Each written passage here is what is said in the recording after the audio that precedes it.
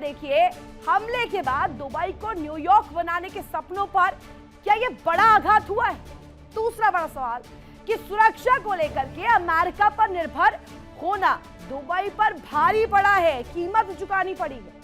और तीसरा और आखिरी सबसे बड़ा सवाल ये कि क्या कारोबार के लिए अब दुबई का माहौल सुरक्षित नहीं रहा? क्या कारोबार आगे बढ़ाना, वहां निवेशक का जाना, वो संख्या क्या अब घट जाएगी? कारोबार पर क्या असर पड़ेगा? इसको लेकर के इस वक्त बड़े सवाल खड़े हो रहे हैं, क्योंकि खंडहर में तमाम शहर जो है मिडिल ईस्ट में इस वक्त नजर आ रहे हैं, जिसके बाद ये पर्सपेक्टिव जो है उठाया जा रहा है, ये सवाल भी किया जा रहा है कि क्या सीधे सीधे टारगेट वहां पर दुबई की अर्थव्यवस्था को किया जा रहा है, कारोबार को किया जा रहा है, वहां के टूरिज्म हब को किया जा रहा है। जैसा कि हम देखते हैं कि पूरी दुनिया भर से वहां पर बड़े बड़े सेलिब्रिटीज, इन्फ्लुएंसर्स और आर्टिस्ट पहुंचते हैं, तो क्या धन कुबेरों के अरमानों पर पानी पड़ने वाला है? करेंगे इसी पर बड़ी चर्चा। खास मेहमान हमारे साथ कनेक्ट है, उनका तारुफ सबसे पहले आपसे करवा दूं।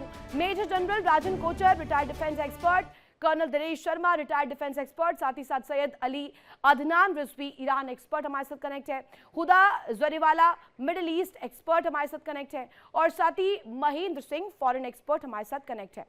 सबसे पहला सवाल मेरा आज यहाँ पर राजन सर से ही रहेगा। राजन सर, हम देखते हैं कारोबार की साख जो है इस वक्त दुबई जो है एक ऐसे हब के रूप में उभरा था, जिसमें कहा जा रहा था कि दुबई आगे बढ़ते हुए आने वाले समय में न्यूयॉर्क पार्ट 2 का एक कहीं ना कहीं नमूना पेश करेगा।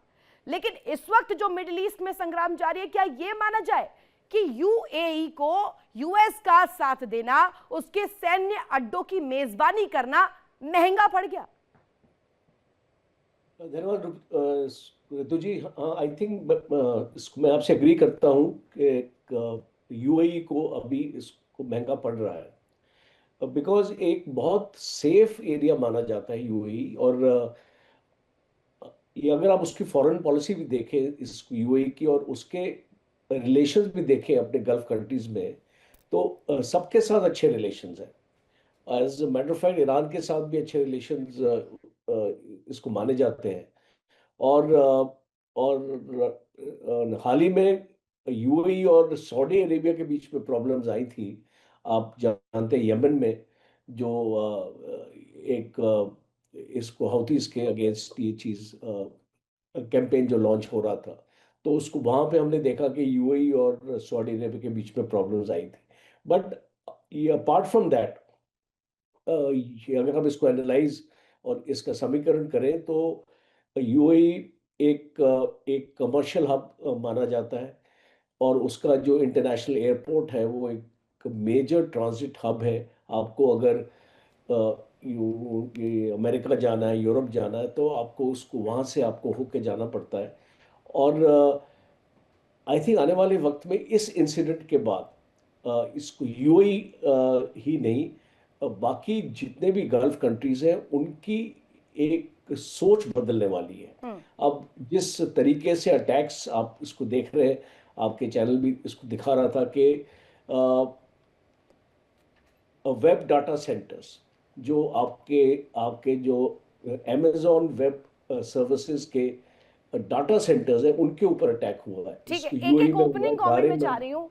दिनेश सर हमारे साथ कनेक्ट है। दिनेश सर, मिडिल ईस्ट का अगर कहा जाए, दुबई की जब जब हम बात करते हैं या उसकी तस्वीर पेश करते हैं, तो सुरक्षित स्वर्ग कहा जाता है, और टॉप मोस्ट लिस्ट में रहता है, जहां पर पूरी दुनिया भर के धन कुबेर पहुंचते हैं, इन्फ्लुएंसर्स पहुंचते हैं, सेलिब्रिटी पहुंचते हैं।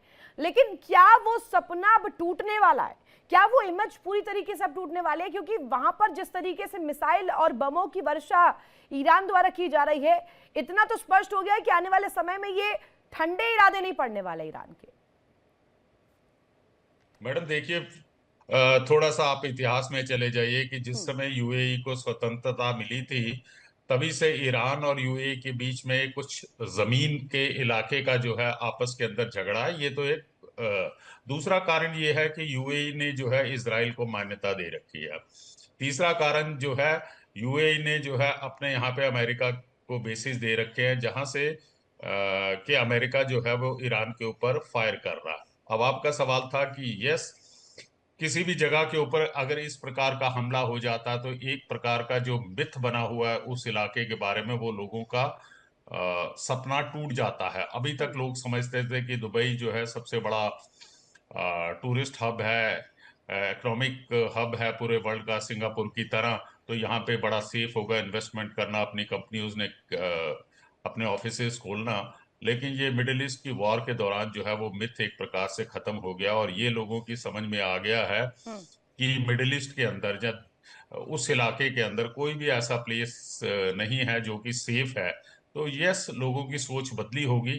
और इस प्रकार के जिस प्रकार से हमले हो रहे हैं, एक आप ओवरऑल देखते हैं तो ये सिर्फ यूएई में नहीं हो रहे हैं, ये बाकी गल्फ कंट्रीज के अंदर भी सब जगह ये हमले हो रहे हैं। और अभी जो हाल ही के जो लेटेस्ट डेवलपमेंट हो रही हैं, प्रेसिडेंट ईरान ने जो है इन देशों से माफी मांगी है। उन्होंने कहा कि हमारा कोई मकसद नहीं था कि आपके ऊपर हमला करने का, हमारी आपके साथ किसी प्रकार की शत्रुता नहीं है, लेकिन आपको भी ये इंश्योर करना पड़ेगा कि आपके इलाके या आपकी जमीन जो है वो अमेरिका ईरान के ऊपर हमला करने के लिए ना इस्तेमाल करे। अगर आप ठीक है। अमेरिका को रोकते अली हैं अदनान जी, तो हम भी। अली अदनान जी, एक सवाल इसी को लेकर मैं पूछना चाहूंगी। बहुत चर्चा हो रही है कि दुबई पर जो ड्रोन अटैक्स हो रहे हैं, जो मिसाइलों से हमले जारी है, आर्थिक नुकसान हो रहा है, लेकिन इसमें मिडिल ऑफ द लाइन अगर निकाले तो ये कहा जा रहा है कि यह हार सिर्फ और सिर्फ दुबई की या यूएई की नहीं है, ये हार अमेरिका की है। क्योंकि ईरान तो लगातार बरसा रहा है मिसाइलें, बम, उसे काउंटर करने के लिए अमेरिका क्या फेल हो गया है दुबई के पर्सपेक्टिव से? जी, बहुत शुक्रिया और सारे पैनलिस्ट को और आपको सलाम। बिल्कुल आपका सवाल सही, और अब तक जो बातें हुई हैं बहुत ही अच्छी। अभी 1 घंटे पहले की जो ताज़ा अपडेट है वो ये है कि ट्रू प्रॉमिस 4 का IRGC ने 28वां हमला किया है, और इस हमले में कुवैत भी शामिल था और दुबई के बेस भी। तो जो बातें अभी तक हुई हैं, साफ सीधी बात यह है कि ईरान ने पिछले 12 दिन की जंग में अपने आखिरी हमले में जो अल उदैद एयरबेस पे किया था कतर में, ये लाइन क्लियर कर दी थी कि अब जब भी अमेरिका हमला करेगा तो उसे ये मालूम रहना चाहिए कि जितने भी मिडिल ईस्ट में अमेरिकन एयरबेसेस हैं उन सबको हमला करार दिया जाएगा। और अमेरिका ने गलती की, हमला किया, और आप नतीजा देख रही हैं कि वो जो 160 बच्चों पर हमला हुआ था मीनाब स्कूल में, उसमें दुबई में मौजूद एयरबेस का इस्तेमाल किया गया था। तो जाहिर है कि ईरान के पास उसके जवाब देने का हक, और ईरान जवाब दे रहा, सब देख रहे हैं। तो आपका जो सवाल है कि अमेरिका, इसमें दो राय नहीं है, 2 तरह से अमेरिका फेल हुआ है। पहला कि वो जो उसका थिंकिंग थी कि मिडिल ईस्ट के लोग उसके साथ में रहेंगे, या मसलन जो ईरान उसका जवाब नहीं दे पाएगा, हमारे पास तो टेक्नोलॉजी बहुत हाई है, वो उसमें फेल हो गए हैं। और दूसरा, इस वक्त अगर आप देखें तो खुद अमेरिका के अंदर जो अमेरिकन हैं, जो पढ़े लिखे लोग हैं, वो सब के सब इस वक्त जो ट्रम्प की मुखालिफत कर रहे हैं, उनकी जो इस पर रिएक्शन दीजिएगा। वो कह रहे हैं कि ईरान ने जो किया वो पूरी सोची समझी रणनीति थी, लेकिन उसके बाद राष्ट्रपति का भी बयान आया था, वो भी एक इम्पोर्टेंट कड़ी हो जाती है, जिसमें वो कहते हैं कि पड़ोसी देशों के साथ वो जो हुआ है वो करना नहीं चाह रहे थे। वो हमलों को लेकर के कहते हुए नजर आए कि वो स्थिति ऐसी थी, सिचुएशन ऐसा था। लेकिन खुदा जी, एक सवाल इसमें ये पूछा जाता है कि जो गल्फ देश हैं, ईरान की हमलों का सामना करने के लिए अपनी सेना, अपने हथियार को मजबूत करना क्या होने चाहिए, और इस स्थिति में उनका कॉल क्या होना चाहिए? उन्हें सामने आकर के उसी अंदाज में रिटेलिएट करना चाहिए या न्यूट्रल रहना चाहिए आपके अंदाज में? आपके तमाम पैनलिस्ट की मैंने बात सुनी, कई दिनों से ये न्यूज़ भी हम इसमें देख रहे हैं कि इस वक्त ये वॉर ऑफ परसेप्शन अगर है तो परसेप्शन वाइज ईरान ऑलरेडी जीत चुका है। अमेरिका जैसे देश के सामने इतने दिन तक वो खड़ा हुआ है, यूएस को लग रहा था, इजराइल को लग रहा था कि महज एक दिन में हम सैयद खामनेई साहब की शहादत कर देंगे, मामला तमाम हो जाएगा। वेनेजुएला के साथ जो मामला किया था कि लीडर को ले गए, यहाँ पे लीडर को ही शहीद कर देंगे। ये वॉर रुकने वाली नहीं है, इसमें at loss, at stake US है। ईरान इस वॉर के लिए बहुत डेकेड से प्रिपेयर कर रहा है। ईरानियंस के ऊपर आपने देखा यूएस ने सालों से ग्लोबल सैंक्शंस लगाए हुए, इंटरनेशनल आइसोलेशन उनका हुआ है, बावजूद उसके उन्होंने अपनी मिलिट्री स्ट्रेंथ जिसे कहते हैं वो पावरफुल करना खत्म नहीं करी बैक एंड पे। और अब ईरान कह रहा है कि अभी तक तो जो यूज हो रहे थे वो स्टॉक पाइल में जो एक्स्ट्रा उनका असला पड़ा था वो यूज हो रहा था। हाँ। और एक ईरान एक अपने उनके जितने असले उसको जो ड्रोन अटैक हो रहे हैं उन पे जो बैलिस्टिक मिसाइल यूएस की तरफ से इजराइल की तरफ से जो गिर रहे हैं उसमें उनका बिलियंस एंड बिलियंस का डेली तौर पे नुकसान हो रहा है। अमेरिका की जनता तो आप बोलने ये लगी कह रहे है हैं कि पर्सपेक्टिव वॉर में तो ऑलरेडी ईरान जीत गया है।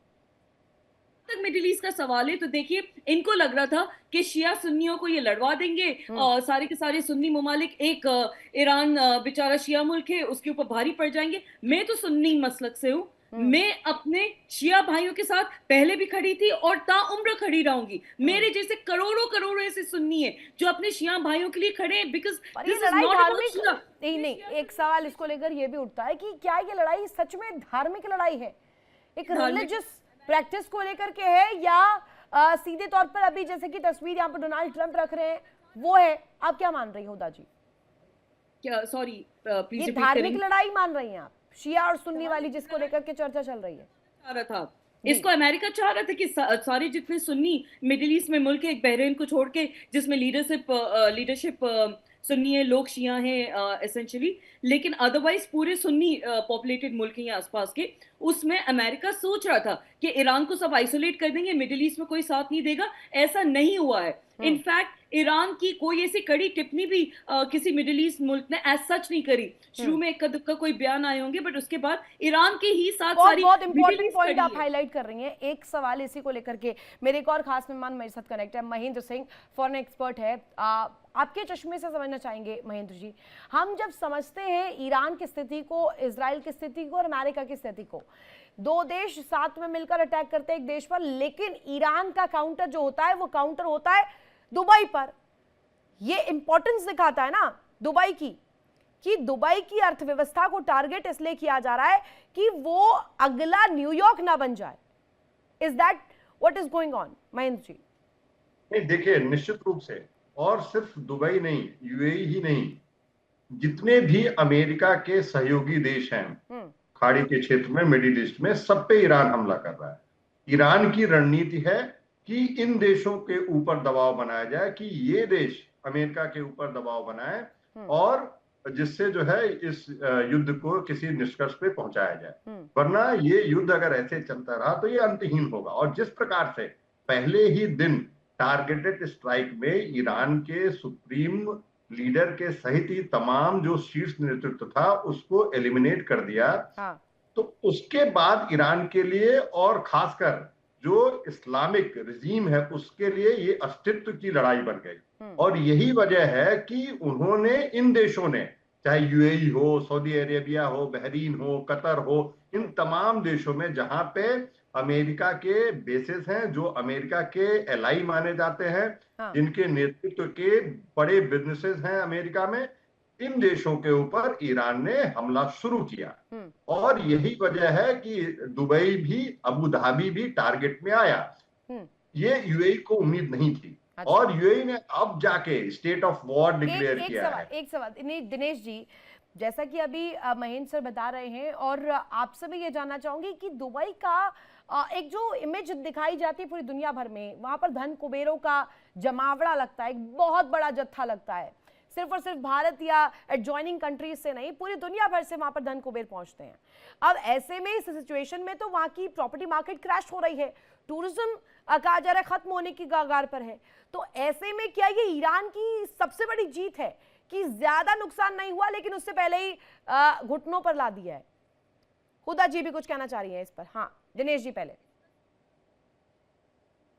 अनम्यूट कीजिएगा सर, अनम्यूट कीजिए। ये जीत और हार का सवाल नहीं है। दुबई के बारे में जो हम बात कर रहे हैं, जिस समय दो देश जब युद्ध होता है तो देखिए उसमें कोलैटरल डैमेजेस होंगे।